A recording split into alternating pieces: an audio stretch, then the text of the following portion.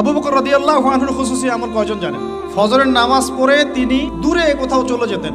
উমর রাদিয়াল্লাহু আনহু একদিন ফলো করছেন, যায় কোথায় এই মানুষটা। ফলো করতে করতে করতে করতে দেখলেন দূরে একটা বৃদ্ধা মহিলার ঘর আছে, অনেক দূরে, কাম্পুঙ্গের মতো।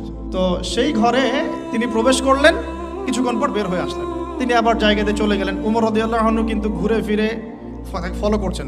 তিনি যখন চলে গেলেন, উমর ইবনুল খাত্তাব ওই ঘরে ঢুকলেন। ঢুকে দেখলেন এক বৃদ্ধা মহিলা বসে আছে, চোখে দেখে না।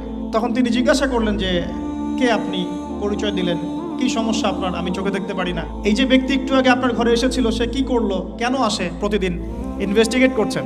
তখন ওই বৃদ্ধা বলছেন এক ব্যক্তি আসে প্রতিদিন ফজরের পরে, এসে আমার ঘরের কাজকর্ম করে দিয়ে যায়, আমি জানি না সে ব্যক্তিকে, আল্লাহ তার ভালো করুক। উমর রাদিয়াল্লাহু আনহু তখন চোখ দিয়ে দরদর করে পানি পড়তে লাগলো আর বলতে লাগলেন যে হে মুসলিম জাহানের খলিফা, আপনি পরবর্তী খলিফাদের জন্য রাস্তা কতই না কঠিন করে দিলেন।